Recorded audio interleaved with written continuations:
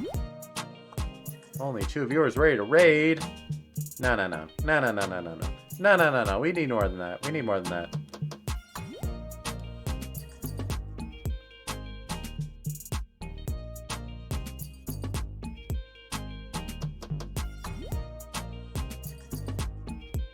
I guess we gotta live with that too, huh? Oh well, I'll just click the button.